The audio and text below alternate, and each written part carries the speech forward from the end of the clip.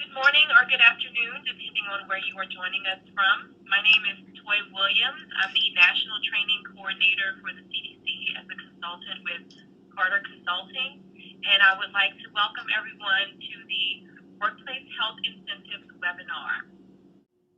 Today we have two great speakers who are joining us to present this webinar to you, Dr. David Anderson and Ms. Sharon Covert.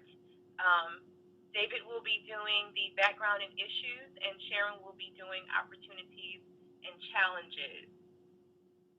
As Senior Vice President and Chief Health Officer for Staywell Health Management, Dr. David Anderson oversees the design and validity of Staywell's health assessment and behavior change models. Dr. Anderson brings nationally recognized expertise to the development and refinement of Staywell's systems for health assessment, behavior change, population health management, program evaluation, and financial impact measurement. He also oversees Staywell's research practices and provides consulting expertise on customer programs. Prior to Staywell, Dr. Anderson held management and consulting positions with Control Data Corporation, where he played a major role in creating one of the first successful corporate health management programs. He began his career as Assistant Professor of Psychology at the University of Wisconsin-Stevens Point. Dr. Anderson is the founding member of the Health Enhancement Research Organization, also known as HERO. He serves on the HERO Board of Directors and chairs the HERO Research Committee. Dr. Anderson holds a PhD in psychology from the University of South Dakota and completed a postgraduate business administration program at the New York University Graduate School of Business. Ms. Sharon Covert serves as the National Director for the CDC's National Healthy Worksite Program through Veridian Health Management and is responsible for managing regional program directors for various clients and partnerships through the National Network of Wellness Councils, also known as the NNWC. She is a founding member of NNWC and has served as president since 2008. Covert has also served as Executive Director of the Wellness Council of West Virginia for 8 years. Ms. Covert has worked in the field of wellness for over 20 years, designing health and wellness plans, employee benefit plans, and corporate wellness tools. She speaks regularly on the importance of worksite wellness, healthcare reform, and healthy lifestyle choices at state, regional, and national venues, including the American College of Sports Medicine Annual Summit, American Journal of Health Promotion Annual Meeting, and the National Wellness Conference at Stevens Point, Wisconsin. Ms. Covert holds a Bachelor of Arts in English and a Master of Science in Exercise Physiology from Marshall University in Huntington, West Virginia. So again, we would like to welcome our great speakers today for the presentation that they will be presenting in just a minute. I would like to mention that the slides are available. They are on our website, the National Healthy Worksite Program website. They are up and available and will be available for you immediately following the session. We are offering CE continuing education credits as well, which I will tell you how to obtain those credits at the end. So our objectives for today are to describe the types and uses of incentives, designing an incentive-based program, and we will talk about the laws, regulations, and ethical guidelines. And with that, I am going to turn this over to Dr. David Anderson. Good afternoon to everybody. Before I dive into talking about kind of some background around incentives and how they're being used at the workplace, I just want to cover a couple of terminology items. You'll often hear the terms incentive and disincentive used out there, and basically what it boils down to is an incentive is an anticipated, the key anticipated, desirable reward. So it's a reward for somebody for doing some activity or achieving some goal. And anticipated simply means that the proof is in the pudding. If you provide the incentive and it has an impact, then obviously it worked. Otherwise, you go back to the drawing board and say, well, what else could we do that would be effective? On the other side of the coin is a disincentive, and that's really some kind of negative negative consequence or penalty for not doing what it is that it's tied to. Other common terms that are used are carrots or sticks, and you'll hear those thrown around as well. And really, carrots are essentially the incentive. The sticks are the penalties. And carrots are at this point really by far the most popular approach as opposed to sticks. Although sticks have been used probably over the last 4 or 5 years as people really have kind of looked for the right formula to have the most impact out of these kinds of tools. For me, what I will say is, well, in some ways it might be a carrot, it might be a stick, but in the end it's in the eye of the beholder. And if I'm on the end of a carrot and I don't grab that carrot, it might feel just like a stick to me. There are also different types of incentives, and historically, in fact, if you go back to the beginning days of health promotion at the work site, incentives were really there even at that point, but generally speaking, they were small kind of token things, hats and t-shirts and water bottles and those kinds of things that were just little kind of fun rewards for people participating in activities, kind of non-monetary, and of course recognition programs. So oftentimes people are recognized for wellness achievements. They might be written up in company newsletters. They might have testimonials that are shared with other individuals. And so there are lots of ways of doing non-monetary things that can be very effective. And the advantage of those really is they're very tangible, and so people feel them directly, and you can use them very immediately. And in the end, all else being equal, you'd like to make an incentive as immediate as possible. So if somebody completes a behavior successfully, if they complete a program, you'd like to reward them as quickly as possible. And the non-monetary incentives really do have that benefit, as they can be done very, very quickly. Increasingly, however, employers have been experimenting with financial or monetary incentives.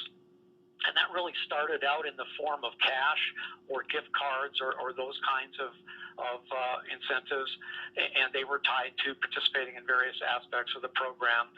Over the last probably, I'm going to say 5 or 10 years, though, we've seen an increasing use of monetary incentives that are integrated right into an employer's health plan design.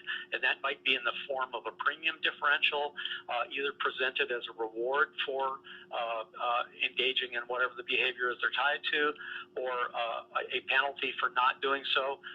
Or increasingly, employers are also experimenting with putting monetary rewards into health savings accounts or other types of account-based kinds of incentives. The advantage of money really is that it's a general reward. A person can take the money and translate that into whatever is valuable to them. The downside is it becomes challenging, one, to make it really feel tangible.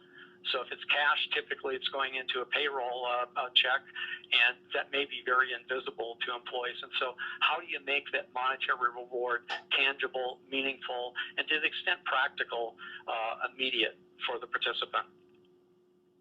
So as I mentioned, non-monetary incentives can be really very cost-effective. They don't cost much.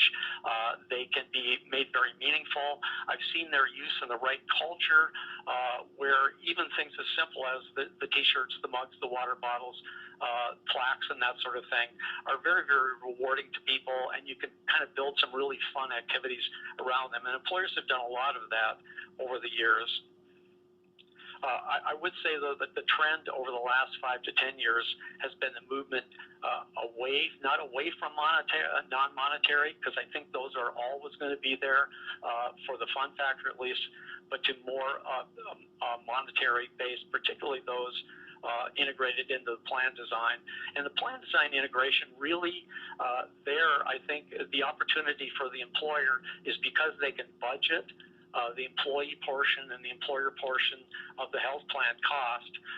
Once they've essentially baked the incentive into the plan design, then it really isn't an incremental cost. It's really a reallocation of costs from some employees, those who are who do not comply with the requirements of the incentive program, to those who do comply. So, in essence, the employees are sharing the cost or bearing the cost of the incentive, and that's really been, I think, a driver for the plan design integration. Another thing to think about, and again, when you're thinking about your incentive strategy, you're looking for incentives that are meaningful to those who are going to get them, because that's the only way really that the incentive is going to drive the activity that you're after. And it's important to keep in mind that different things are important to different people.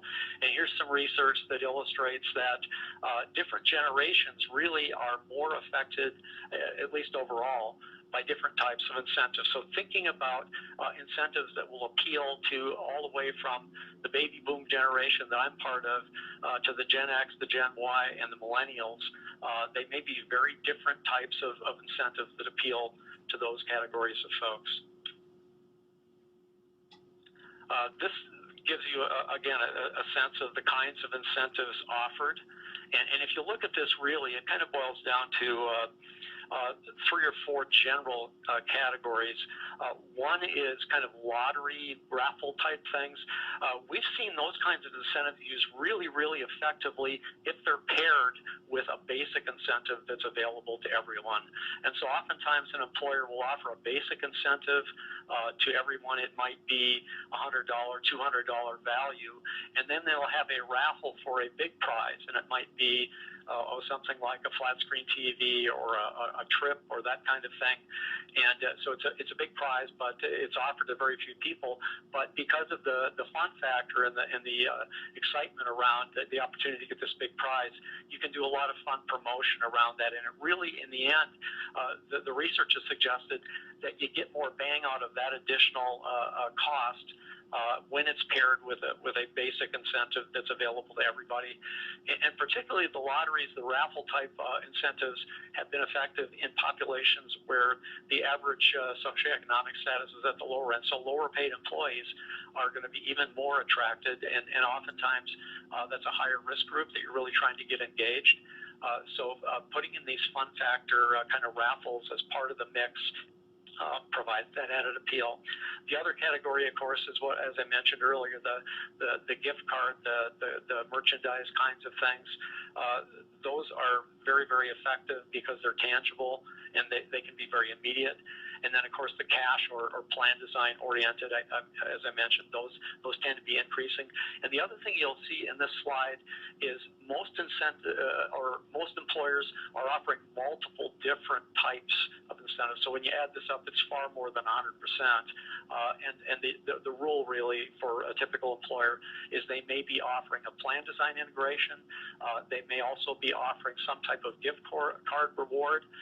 Again, because that's pretty tangible and can be used to complement the plan design, and they may be doing some raffle things around it as well.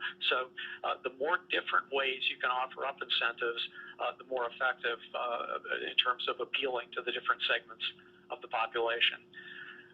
So again, some more terminology, and you may hear these kinds of terms referenced out there. Participation-based incentives, and basically that's exactly what it sounds like.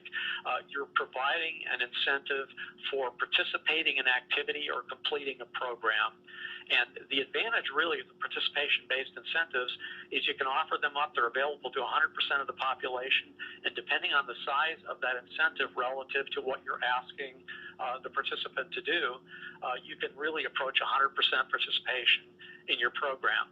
The downside, of course, is you're rewarding participation, and participation doesn't always translate into outcomes. In fact, we just published a study that showed that participation increases in coaching programs as you increase the reward for completing the program.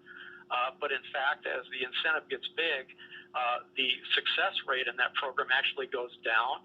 And the reason for that is the big incentives are drawing in a lot of people into that program who really had no intention of quitting smoking or losing weight or whatever the program was intended to do, but rather they're drawn in to get the incentive. And all they really want to know is how many of these phone calls do I have to complete in order to get the incentive.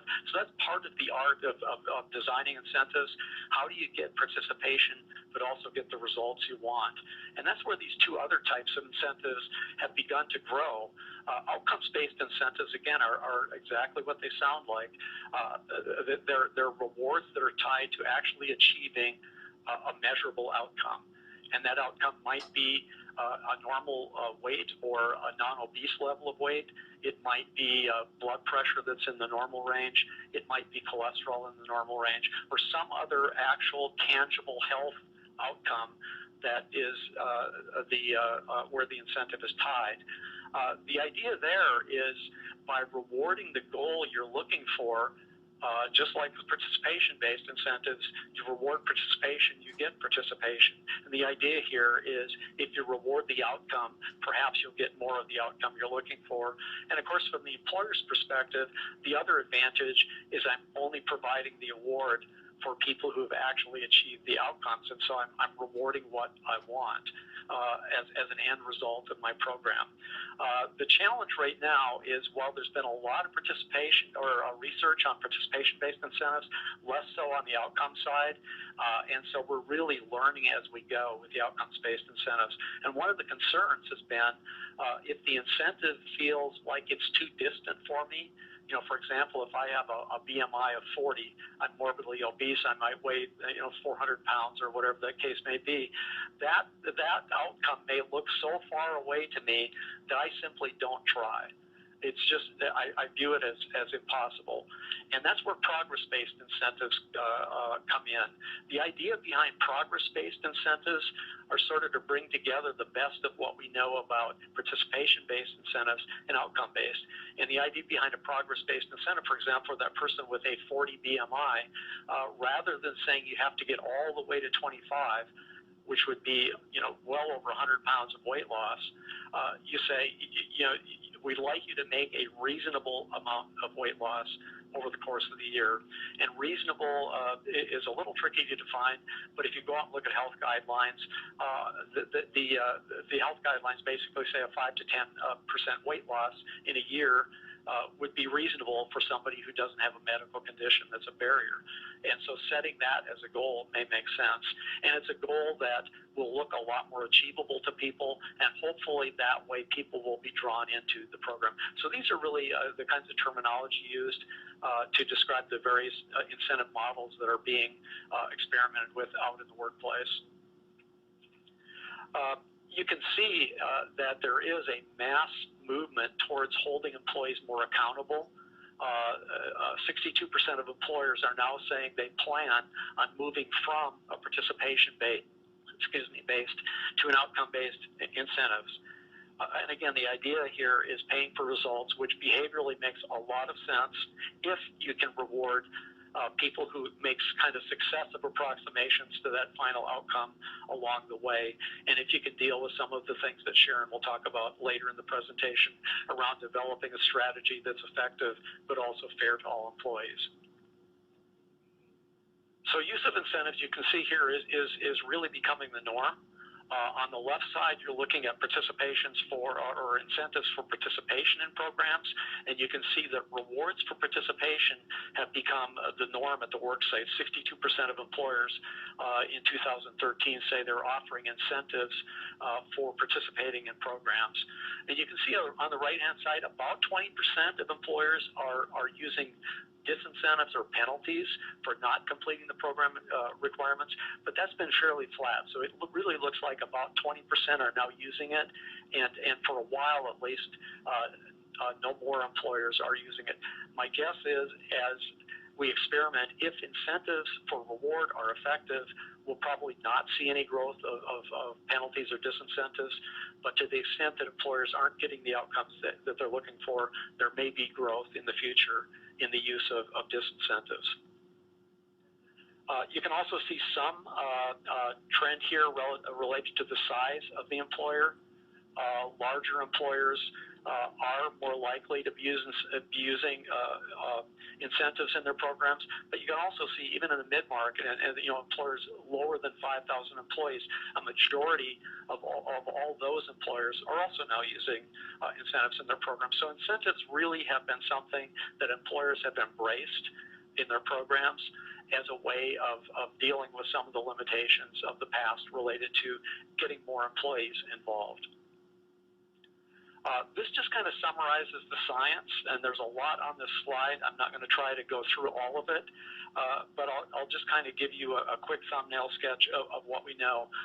Michael O'Donnell, who's the publisher of the American Journal of Health Promotion, in 2010 published an article and talked about the fact that we really don't know much yet about the evidence for financial incentives as it relates to improving health behaviors. Most of the research up to that point, and really even today, has been focused on incentives tied to participation. And there we know that basically the rule of thumb is the more you pay, the more participation you get. But whether that translates into improved health behaviors, that's the open question that really still is being, it's really kind of in its early stages. There have been a few studies published, and I'll show you a couple, but really not a lot. Several of the other studies here kind of have the underlying theme is we see that incentives are good at getting people started, but we're also seeing not a lot of sustained change. And that may be due to the fact that incentives can't achieve sustained change, but it may also be due to the way that those incentives were designed. And a lot of the focus was around participation, and there you see some initial change, and then maybe that change fades over time. Another study, kind of about 2/3 of the way down, the Severson study, that's actually a study that I was involved in authoring. And what we were trying to illustrate there is it's not just the incentive. Culture and great communications made a huge difference in the effectiveness of incentives at any value. And in fact, one researcher looked at tying incentives to completing a health risk assessment, and they found that in a supportive culture, a $40 incentive achieved the same participation rate in the health risk assessment as a $140 incentive did for organizations that really had not done the work in building a supportive culture underneath the program. So I would encourage you to think about whatever you do in the area of incentives, view it within the context of the culture you're creating at the work site. And if you can build the right culture, it's going to make any dollars you invest in incentives much, much more cost effective. The studies at the bottom, I'm going to talk a little bit more about them in a moment.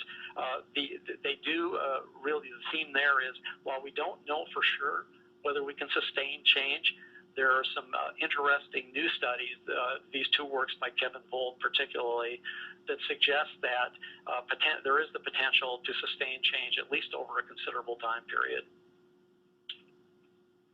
So I'll talk a little bit about that, one of his studies, and this is one where incentives were tied to smoking cessation.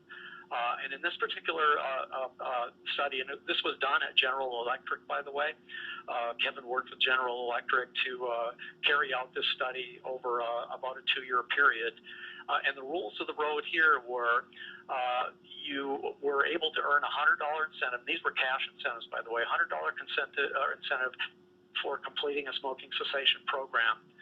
You could earn another $250 incentive for quitting smoking within 6 months after the time you enrolled in the program. So it really gave you a 6-month period where you could take what you learned in the program, decide when was the right time to quit for you, and make your quit attempt. And then finally, another $400. So if you kind of go all the way through this and quit smoking within 6 months and stay a non-smoker at the end of a year, you could earn a full $750 through this program. So what were the and by the way, the smoking status was confirmed by a cotinine test to determine whether the person was a tobacco user or not at the end of the 1-year period. So what they find? Well, what they found was pretty promising. At the 9 and 12 month point, there was a significantly higher rate of smoking cessation. In fact, it was 15% in the incented group versus only 5%. So 3 times as high a smoking cessation rate at the end of the year for the incentive group as for a group that simply was provided educational materials. And even out 18 months, it was about 3 times as high, about 10% versus about 3.5%. So about 3 times the success rate, and then within the course of the program, higher rates of cessation at that 6-month point, higher rates of completion of the program, about a 3 times higher enrollment and completion of the program as well. So in this case, the incentives tied to participation worked in terms of getting people into the program, and the incentives tied to the behavioral outcome of being an abstainer from tobacco use also worked by having about a 3 times higher cessation rate at the end of a year and at the end of 18 months.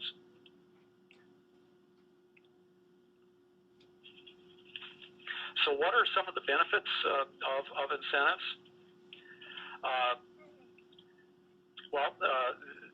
If you kind of took the net of what we know based on research, it does say that incentives are effective.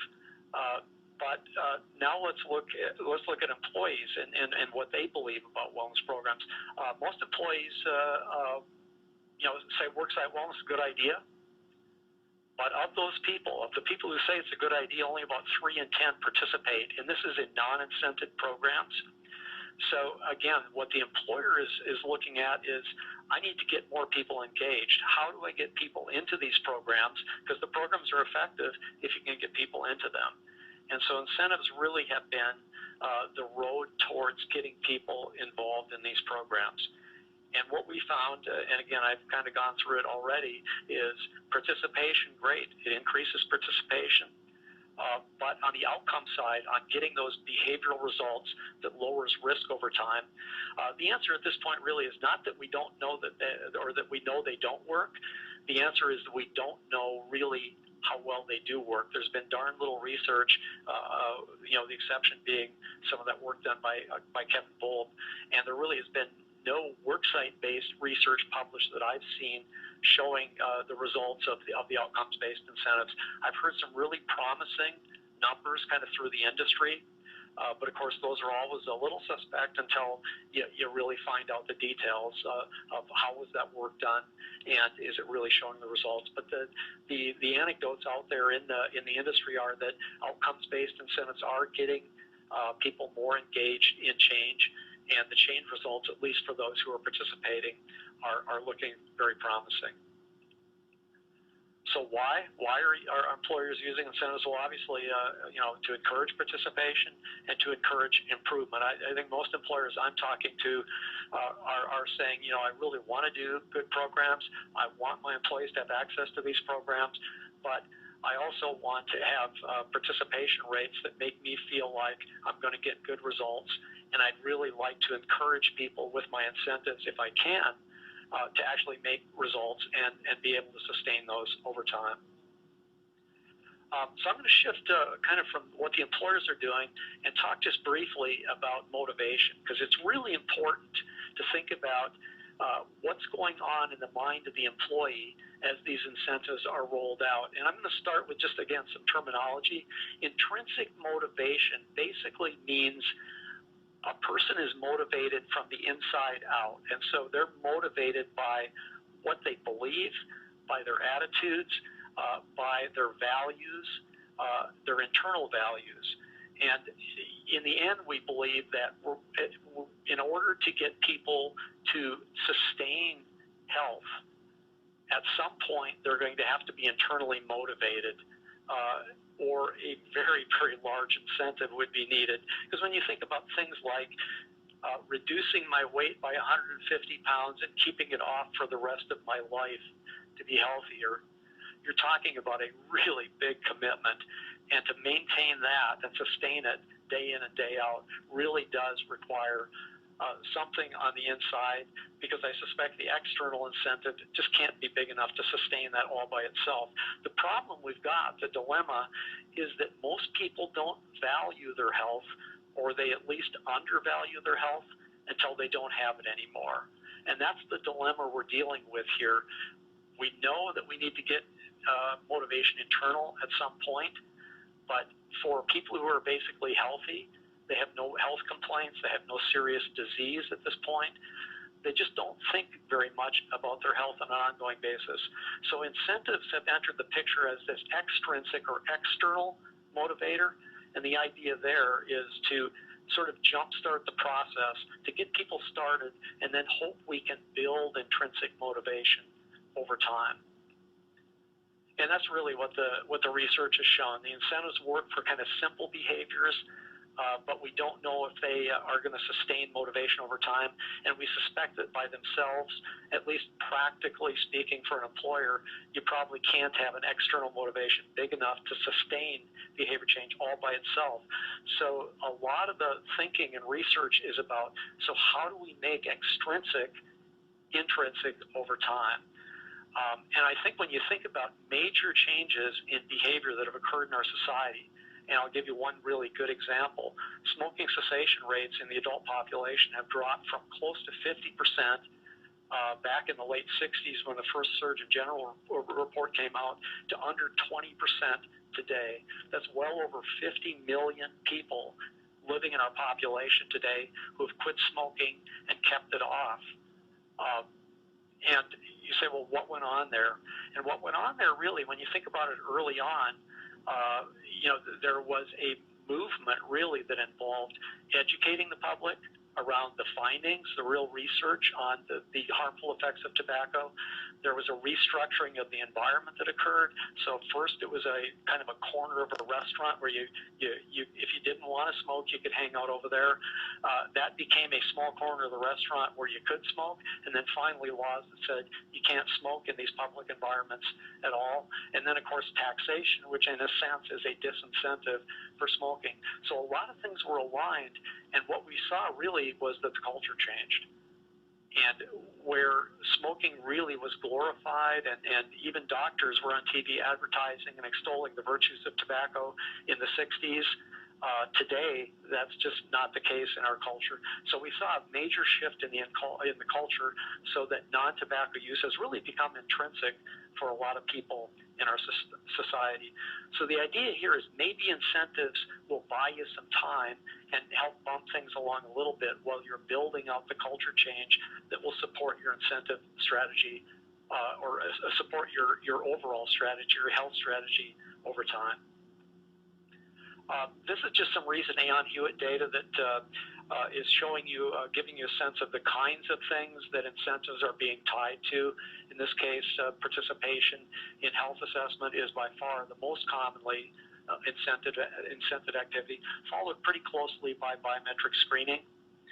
Then you're also seeing increasingly the use of incentives tied to other dimensions of the program. So typically employers today will be offering participation-based incentives across most of the key activities in their programs. This gives you a sense of how big the incentives are out there. And as I mentioned earlier, the shift from kind of cash type incentives to plan design incentives.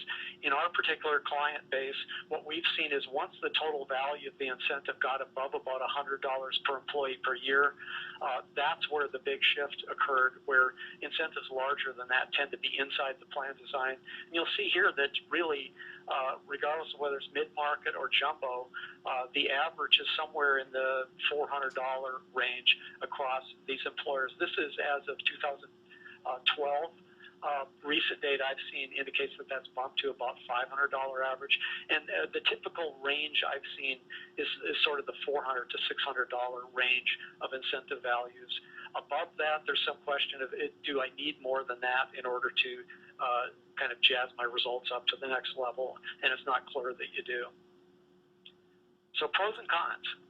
I think one key pro of incentives is they do seem to at least have some initial influence on getting more people involved in the process and engaging in some healthy behaviors. And we think that as part of an overall engagement strategy used in the right way, incentives may play a role in that long-term movement towards creating a healthy culture where behaving in a healthy way is simply the norm and what's expected of folks. I'm not going to go through the cons in detail. The one I'm really going to focus on is unintended consequences. And this is where I would say the devil is in the detail in terms of how the incentives are designed. If you design incentives completely tied to participation with the goal of achieving outcomes, you might not get where you're intending to go. And in the end, you have to get intrinsic. If you're going to move population health, you need to use incentives as part of a strategy to get people internally motivated in order to sustain the change over time. So just summarizing the current evidence, I would say really carefully look at the pros and cons as you're thinking about developing an incentive strategy. There is some research out there, and I think this is what stimulated some employers to jump into the sticks as opposed to the carrots, indicating that people are going to work harder to avoid losing something than they will to make a similar gain. And the caution there is, but they may not like it. And so I think the third bullet here, thinking long term, even though you know that a stick may be more effective in the short term, if you're looking to engage your employees in a positive culture of shared accountability, the reward side may be the better long-term strategy as opposed to the penalty being a better short-term tactic. So really thinking in terms of, how does this incentive fit into my culture, into my leadership style? If you've got a history of accountability and people are used to being penalized for not sort of hitting targets, then maybe the penalty approach is a fit. But for most employers, I think they're thinking long-term strategy. I want to create a positive environment of trust and shared accountability, and that's really where the positive approach seems to be getting employers. So I'm going to stop now and turn it over to Sharon, who will continue the presentation. Okay, good afternoon. This is Sharon Covert, and I am starting on slide 24, characteristics of an incentive-based program. I want to thank you all for joining us this afternoon, and I don't have the most exciting part of this presentation, but I hope there's some takeaways that you all will be able to use moving forward.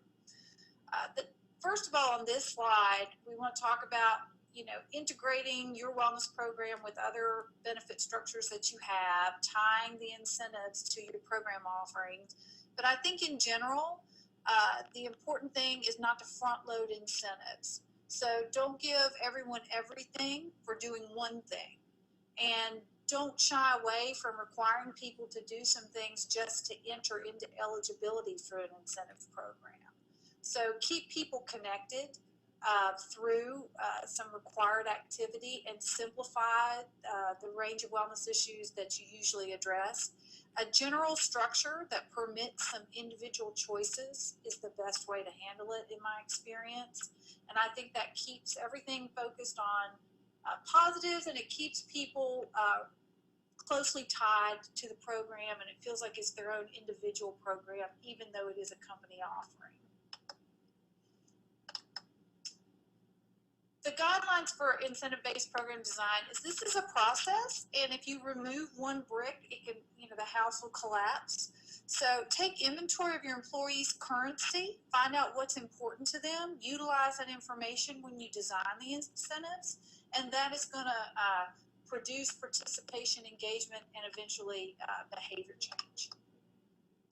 As far as the planning process goes, I like to use the general rules of public speaking. Tell them what you're going to tell them, and then tell them what you've told them. So basically, when you hire someone or interview them, talk about your wellness benefits.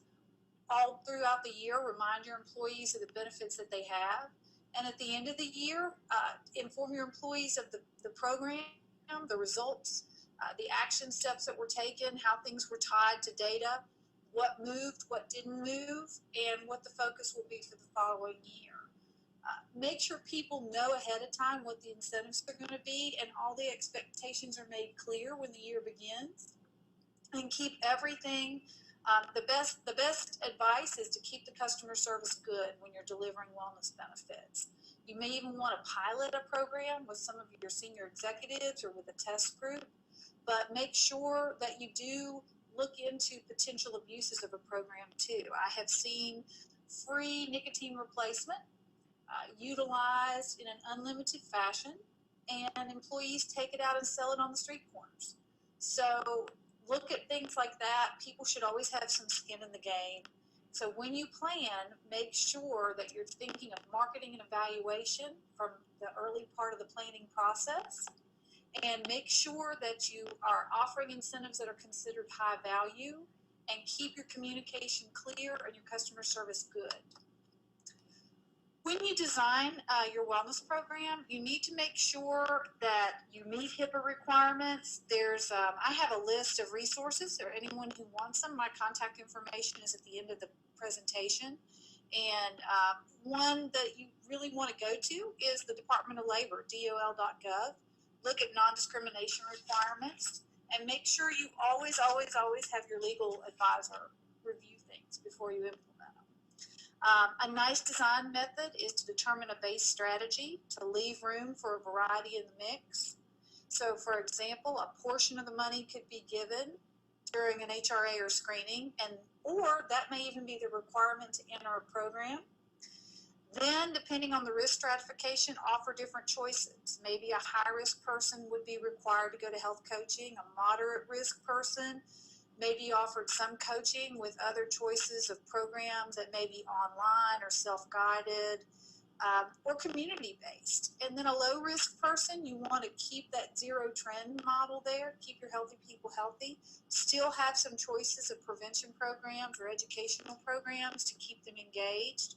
But remember David's remarks from earlier about different generations and what they value or are attracted to. So limit the number of qualifying behaviors used in a major incentive program if you've got a lot of steps for incentives, but also think about what incentives are important to whom and what your demographic base looks like. So when you do your design, think again about marketing and evaluation from the planning stage. How are we going to market this? To whom will we market it? And how will we evaluate it at the end? As far as implementation goes, I think that this is where senior level support is the most important thing. That is who verifies and permits the implementation as far as including things in job descriptions for your HR or middle management people, assign accountability for delivery, for design, for implementation of a wellness program, tie the plan to data findings that have been shared with employees so that they understand why certain programs took the spotlight and what is at stake for the company. Write a plan that keeps things fluid in case there's turnover on the team or the staff. Select programs that your audience will relate to, and marketing and evaluation plans should be designed when you are developing the program and not as a last-minute thing. Flex your design over a period of a year. Move to outcomes within a 3 to 5 year period. Initially, you may want to focus on education and information and awareness, but over a 3 to 5 year period, you want to definitely move towards pushing your people to behavior change. So remind your employees about their status, provide some rewards to those who don't qualify for the big reward. It shouldn't be an all or nothing prospect, and provide great internal customer service to employees, both in telling about the program, keeping them informed of the program, and delivering the incentives and rewards assigned to the program. As far as transition, make improvements and modifications with each cycle of a program. Let people know we're focusing on awareness and education, and we're moving towards behavior change. Be very transparent about this. It's not a trick. Remember some of the creative things that David suggested again and always include that great customer service. When a new program is rolled out, have fanfare. Let people know this is new, this is different, we're going through a different stage. Be respectful of the timeline that you set, and the emphasis is always placed on participating and directed at non-participants. As far as evaluation, annual evaluation of the incentive feature or the program is very important. Have clear goals of the incentives to make it easier. Again, that's that excellent customer service and transparent reporting of incentive delivery. Look for input, respond to suggestions and feedback. Make sure people know that they've been heard, even if you didn't act positively on their suggestion or their comment. Measure the ROI, the return on investment, and report that. Transparency is key.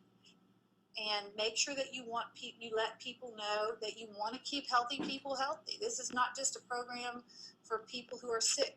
This is a program for all employees. We value you, value your health. Consider incentive program design. If you look at that report cited there at the bottom of the page, section 12 is about wellness programs and health risk assessments.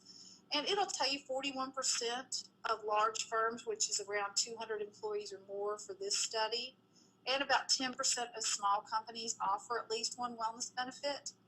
18% of them provide health risk appraisals. 46% of them use HRAs to identify individuals and encourage wellness participation. So targeted incentives that's a good thing. People should set individual goals. They should be taught to take ownership of their program. We see a lot of our best results with my company, Veridian Health, with on-site coaching and that one-on-one responsibility that people have. Telephonic coaching, also a very good method and tool for moving people through the stages of change, identifying where they are, helping them to select small goals and to move forward towards behavior change, take ownership of their conditions. As far as this slide, the takeaway is that prevention lowers healthcare costs. It's a slide with a lot of stuff on it, but that's what it means, is an ounce of prevention really is worth a pound of cure. And that when you have, rather than cost shifting, what you really need to do is focus those dollars instead of on the back end, increasing deductibles or co-payments or something for employees, focus your dollars and your attention on preventing them from becoming sick and using that health insurance to begin with. As far as increased health claim costs, individuals sacrifice things when their cost increases, and that was a big premise behind David Hom's value-based benefit design. If you have people on one blood pressure medication, they're probably really on 3 blood pressure medications. If their copay is $30 per med, that's $90 a month. Some people rectify that expense by saying, I'll take this one on Monday, this one on Tuesday, and the third one on Wednesday, and then I'll start again on Thursday. And that way these meds last me for 3 months, when actually they're supposed to be taking all 3 every day. So the cost shift, then what happens is that employee is not effectively treating their high blood pressure, and you may have a catastrophic claim out of that individual. So would it be cheaper to give them those meds for $10 a piece, or to give them to them for free since they're a chronic disease medication, or to wait till they have a heart attack and then you've got a 6-figure plus the loss of an employee's time, contribution to the work site, and there's no harm in letting people know you don't want them to have a big event, to have a major health claim. The Public Health Service Act, this is basically just some information that they wanted on these slideshows. The CDC likes for you all to have this information, so if you pull up this slide and listen to me talking on a recording, you have things at your fingertips that you can use. I don't want to spend a lot of time reading to you, but basically, look at non-discrimination, consider the resource list that I have. If you want it, just email me and I'll send it to you. Always have your legal department review your incentive design before you implement it. As far as genetic information, basically, you need to look at the Genetic Information Non-Discrimination Act of 2008. You need to go to the DOL website and make sure that you are in compliance with this. But it basically prohibits employers and other covered entities from getting family information on an HRA, making you take one where they ask you for family history. So make sure what you're doing with your wellness program is in compliance.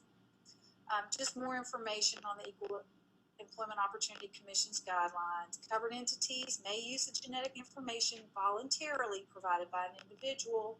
However, if the program offers financial incentives, the program must also be open to employees with current health conditions and to those individuals whose lifestyle choices put them in increased risk. So make sure that you have your plan reviewed and that you're in compliance with this information.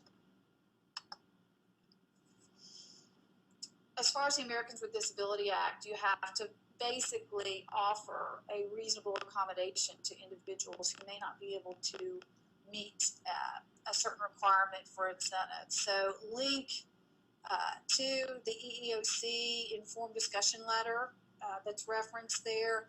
It states that waiving deductibles for people enrolled in disease management is a wellness program. Again, you can't offer incentives for people to provide family history to you. And there was an interesting blog there, also referenced on another slide from an American College of Sports Medicine, that 67% of companies offered wellness, 20% are planning to start wellness. So make sure that if you're going to go down this road, that you do it in compliance. You don't want to cause problems where you don't need to have problems. And this is just more information on EEOC and ADA, that a wellness program is voluntary as long as the employer doesn't require participation or penalize employees who don't participate. And the EEOC has not taken a position to what extent Title I of ADA permits an employer to offer financial incentives. So again, have it reviewed by your legal counsel. Most employers don't have issues with this, but make sure your design is reviewed and is in compliance.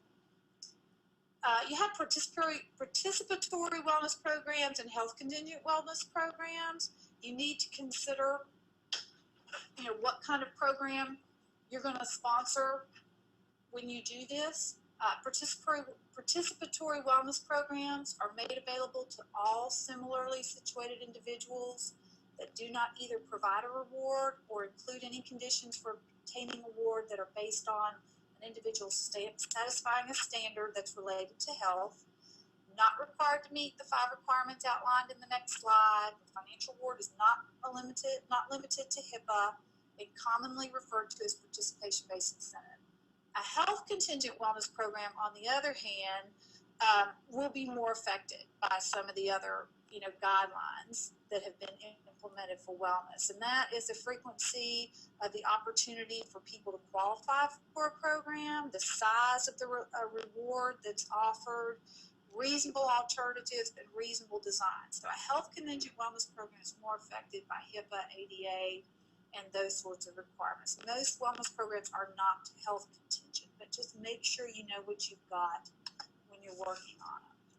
As far as HIPAA outcomes, from the American Health Insurance Plans 2012 Fall Forum and the HERO Forum, Building the Business Case for Health Management, you should familiarize yourself with these basics and check out what you're doing.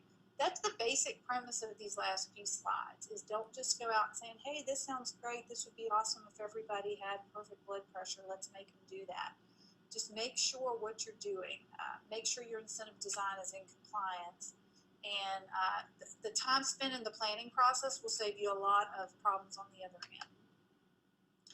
As far as ACA, there's a brief there that's cited at the bottom that you should look at. It raises the maximum premium discount differential that's currently allowed under HIPAA, and clarifies how reasonable designs and reasonable alternatives are defined. As far as ESI and employer-sponsored program, there's some HIPAA premium variation, and again, the whole goal of these programs is keep your healthy people healthy. So prevention and treatment. Prevention's cheaper. So the bottom line for all of these is, if you've got a meaningful incentive, something that your employees appreciate, you're going to have better engagement, better participation. So keep your focus on your employees and what they value, and make sure that you are in compliance and not purposefully omitting anyone from participation. And these are just some more information that the CDC wanted to include here. The bottom line, if you're tying design of your program to the data that you've collected, you're going to avoid most problems with the wellness program. As far as this joint consensus goes, this is where the CDC Health Scorecard and a HERO Scorecard are very useful. You can see where you as an organization rate on infrastructure. You can think about policies and programs and the environment that you have at your work site. And then you consider where to focus about awareness, education, and behavior change. So these tools are also included on the resource sheet that I have. If you want it, just email me and I'd be happy to send it to you. As far as reasonable alternative standard goes, go back to your HIPAA non-discrimination requirements. Again, keep your design related to your data, try to include everybody, and always have it reviewed. Recommendations for elements of a reasonably designed wellness program from the joint consensus that was cited are to plan strategically, remember your culture and organizational support, and again, you can get those rated from the CDC Health Scorecard or the HERO Scorecard. Programs should include assessment and screening, behavior change interventions. Think about engagement when you have your communication design and your incentive design, and plan for marketing and evaluation at the beginning of the program and not after you've already gotten started. A proposed rule provision for a reasonable alternative standard. Remember when we discussed back on slide 27, designing a basic structure and tailoring options based on risk stratification. This is something you should think about. Employees must offer a waiver or reasonable alternative. So if you're going to offer different choices, maybe that's a good opportunity to provide for a reasonable alternative standard. And then this is just more information on that topic. Create incentive designs that consider individual goal attainment rather than ideal targets. And what you really want to focus on is moving people through the stages of change. I'm not considering my health. I'm considering my health. I've decided to make a change. I'm in the process of making a change. I've made the change and now I'm in a maintenance format. So the idea of health coaching is always a good one for moving people through the stages of change, identifying where they are, taking them from awareness into a behavior change model, and helping them to take ownership of their own health standards. Recommendations for reasonable alternative standards in the joint consensus also include, ideally, employers would create tailored individual programs that would help employees integrate behavior change approaches that they deem valuable, not necessarily something that is mandated by the employer.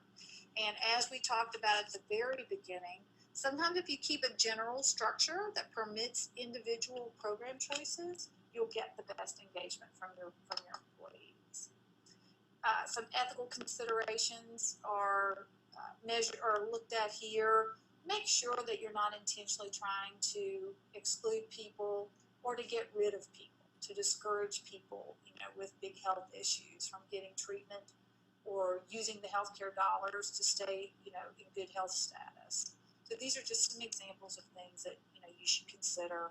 One being the biometric outcomes are not the measured target. So an example would be employees should not be penalized for high cholesterol levels because some people are genuinely genetically predisposed to high cholesterol. Another one to look at is accommodation for fundamental behavior there at the bottom. Examples, childbearing, outdoor sports and recreation. You shouldn't penalize people for those things. In summary, creating a healthy culture and work environment is a fundamental best practice. So it's not just a wellness program, it's an infusion of wellness into your culture. Various types of financial and other incentives help motivate people, get engagement, which drives behavior change. Incentives have been shown to increase that initial engagement and get simple behaviors to start off. Long-term behavior change requires a sustained motivation and a culture of health in a work site. Incentive research is an evolving field, and support throughout the organization is needed for program success. Thank you, Sharon. And I want to thank David as well. We had some great speakers today, and they gave us some really good information. So again, I want to thank them for their time. and their expertise. Before we end, I do want to give you all some information. I had a few people ask me about slides. Are the slides up? And the slides are available. So we do have some resources that you can go to obtain information pertaining to worksite health programs in general.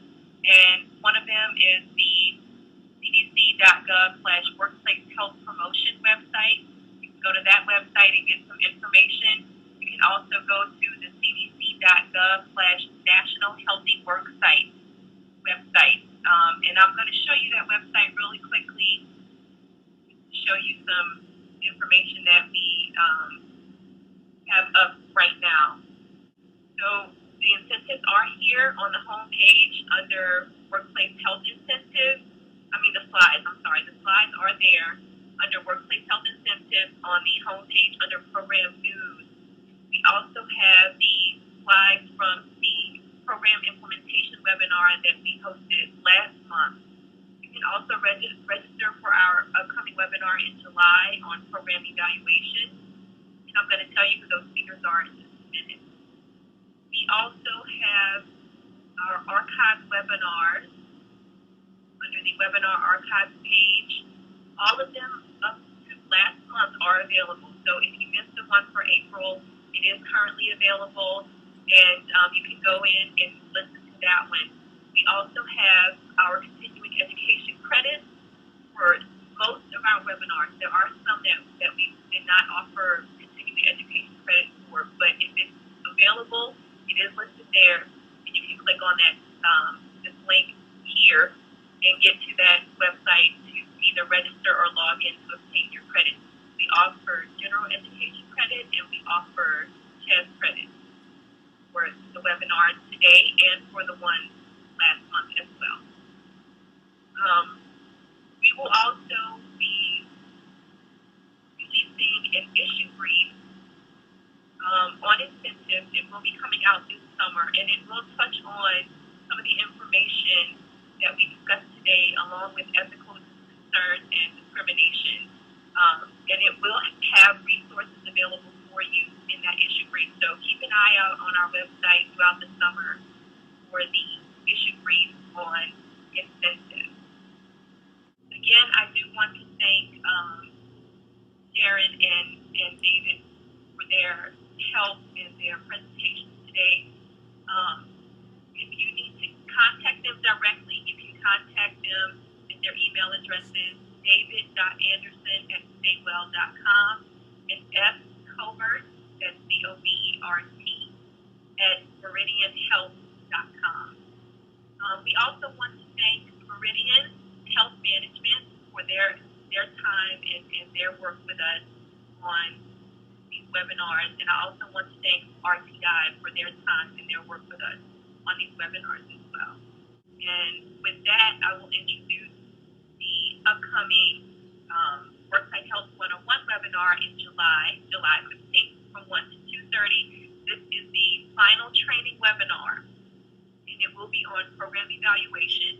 We'll have Dr. Lori Clough and Dr. James Hersey will be our featured speakers for that webinar. So if you want to register, the link is here, or you can go to the National Healthy Worksite Program website that I just showed you, and you can register there as well. Again, we are offering CEU credit and CHES credit for today's presentation. If you go to the cdc.gov/TCE online, that's cdc.gov/TCE online, you can register to log in, or if you already haven't logged in, you just log in and use the keyword implementation, and it will take you, incentive, and it will take you to the credits for today that you can obtain for today's session.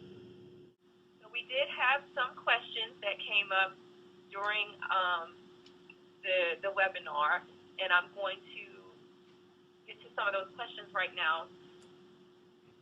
So the first question was, how do outcome-based incentives work for people who are already at health goals?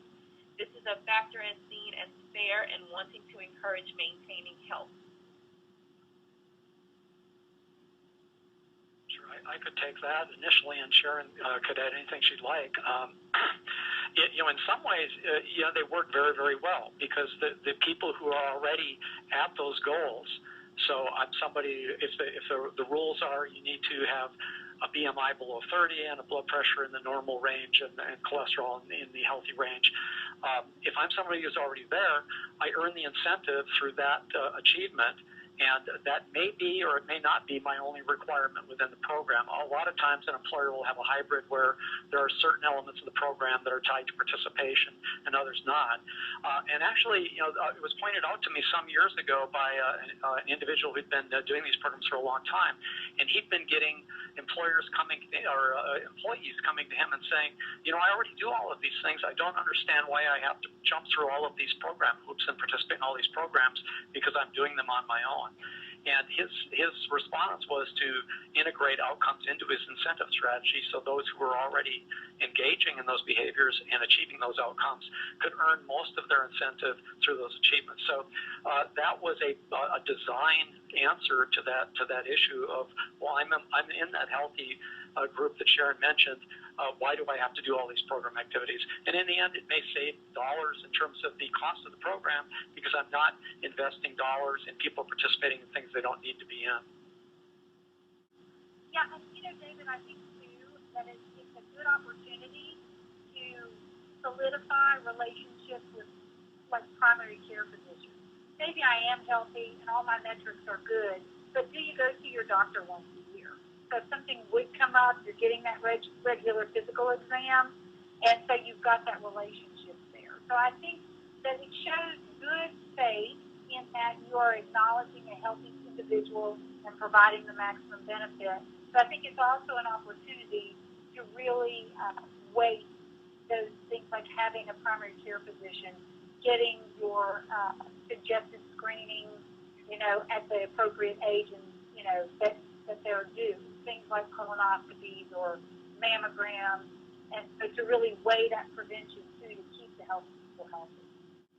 For sure, and exactly as you mentioned, as you were speaking, the idea of over time shifting the emphasis of your program from participation towards outcomes. I suspect that most of all of our clients are somewhere in that transition. And initially, it was all around participation, but over time, increasing the emphasis on the amount of points, for example, you could earn in the incentive program from achieving the outcomes. But just as you said, having some points that are still tied to some of those basic engagement activities that you'd like people to participate in, regardless of their health status.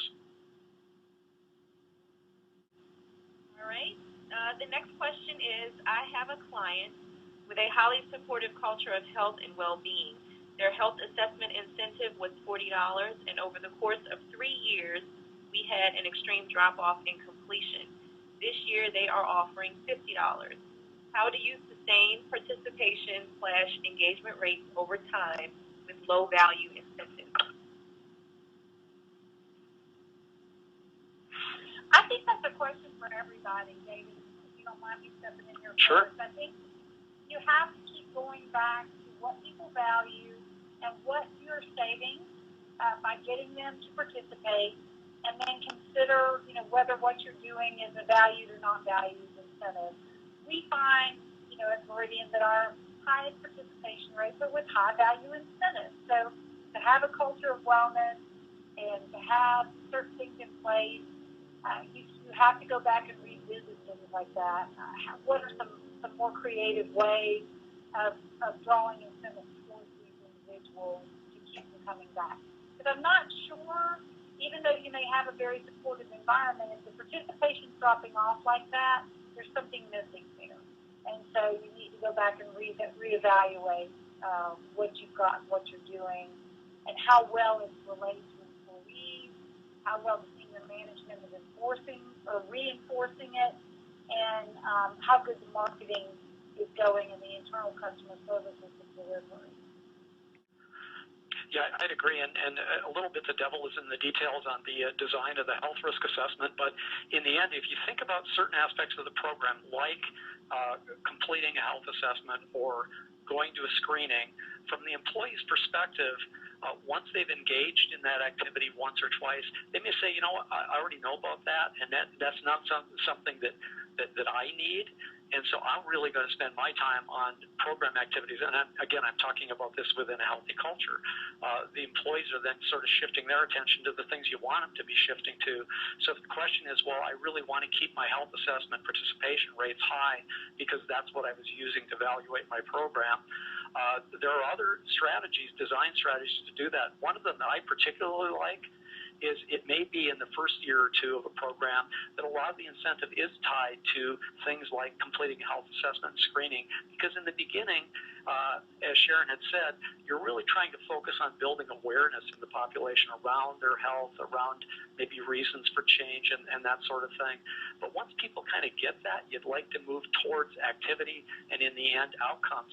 And so a design strategy that a lot of our clients have used is once you're sort of through that first couple of years, basically making the health assessment and screening essentially keys that open the door to the incentive.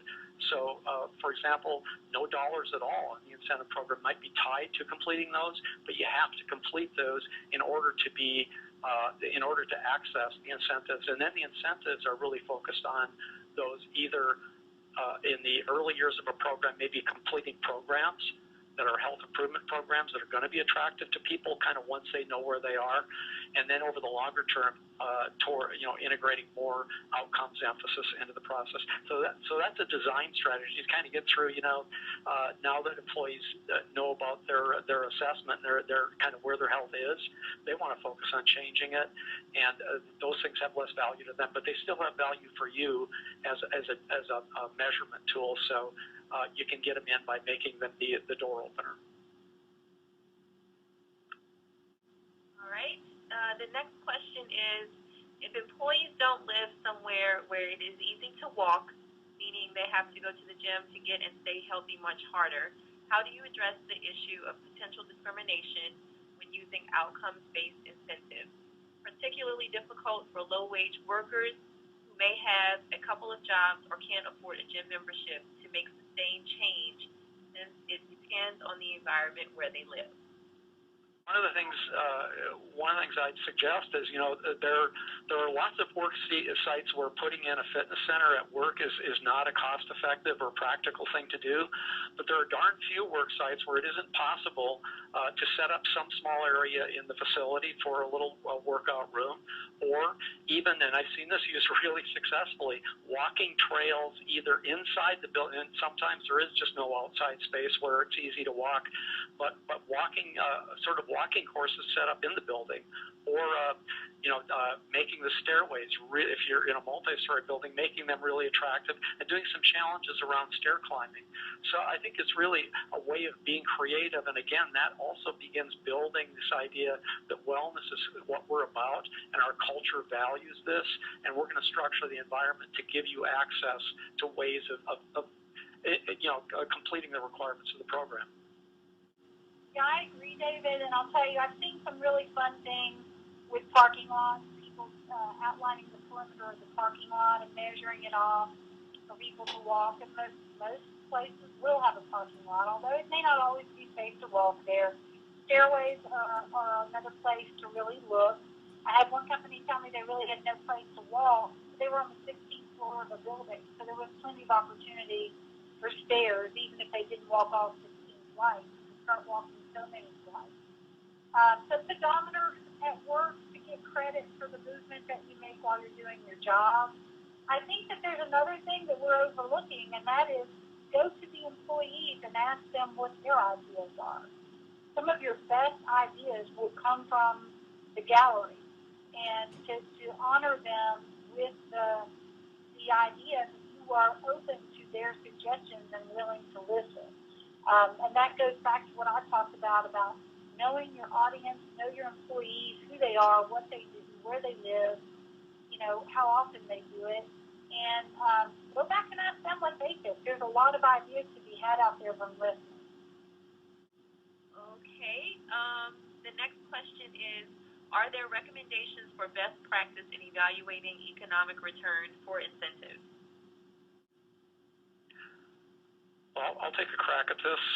I'd say there probably aren't best practices at this point. In fact, there are some questions over, what my cost really is, particularly once the incentive is integrated into the health plan design. And just to give you an example of why that gets kind of thorny and complicated, suppose I'm an employer who historically has funded 75% of the total cost of my health plan. And I integrate incentives into the health plan, but I do it in such a way that the cost I'm still paying 75% of the cost, and employees are still paying 25% of the cost.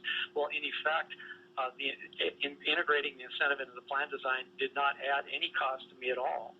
So any return I get from that would be a benefit. So I think really the best practice, to the extent that it exists, is really thinking through and identifying all of the real costs in the program. It's usually easier to measure the benefits than the cost, particularly when you get to an outcomes-based model where you're tracking what percent of your population meets each of the outcomes targets. Now, there are some good calculators out there to look at, but I agree with David. I don't think we're at a best practices standpoint. And different people measure different things as far as return on investment. But this is another case where you need to think about evaluation in the planning stage. And know what you want to measure, know what it's costing you, know what you're spending to address it, and then know what the bottom line numbers were on the health insurance and the health statuses at the end of the day. And that's going to be your first standard for return on investment. All right. The next question is, does research indicate there is financial ROI for employers to offer wellness programs? In other words, what's the payoff for the employer to provide a wellness program? I think we go back and forth with this issue. There are some people who are always going to say that this is an investment in soft dollars, and there are some people who are always going to say, as I will, that once you the prevention, an ounce of prevention is worth a pound of cure. So, yes, there is research out there. Yes, there are studies, white papers, etc. You can look on the CDC site. You can look on the HERO site. You can look on most of the government sites about studies of tobacco and obesity as far as productivity and health costs and the additional monies to insure go. So the answer is yes. They are out there. I'm not going to, pipe off a list right here, but I'm happy to respond to an email to give you some examples of those. I'll just add a bit to what Sharon said. There are lots of studies out there, and they're published in peer-reviewed journals, and they're summarized really well in a recent review, I think in 2010, by a health economist at Harvard whose last name is Baker. And colleagues, and essentially they reported an average of $3.27 per dollar invested in terms of reduced healthcare costs, and another $2.50 or so in reduced absence. Now, the underlying theme, though, is none of those studies were perfect, and what it boils down to is these programs are voluntary. And most of the studies compared healthcare cost trends of the participants over time against the non-participants and controlled demographically. So they were really looking at, what's the participation differential? That's how the $3.27 was arrived at. And it's been pointed out correctly that, because the programs are voluntary, this is not a randomized trial, and maybe those people were just more motivated and would have changed without the program. Really valid concern. And what it says is, in the end, you really got to look at your trend. A lot of the big consulting firms have surveyed and looked at trend of those doing good health and productivity strategies versus employers who really weren't doing anything in that space. And what they report is fairly sizable differentials in trend. So I'd say, from my perspective as a practitioner and kind of looking at the data out there, I'd say the data is pretty good. It's not perfect. Watch your trend. Think about what you're doing and how it relates to trend. If everything is coming together and it looks like the numbers are really getting you where you want to go, then that's what you need as an employer. but be aware also that there is some pretty good research out there that's built a base of support for the idea that these programs, if well designed, well implemented, can provide a really good return. All right. Well, we're coming to an end, but again, I want to thank my presenters who did a fantastic job today. I can't thank them enough for agreeing to participate. If you do have any questions, you can email them. Like I said, their email addresses are listed here, or you can email us at the program email address, which is nationalhealthyworksite@cdc.gov. It's also on the National Healthy Worksite Program webpage toward the top right-hand corner. You can email the program at that website as well. At that address as well.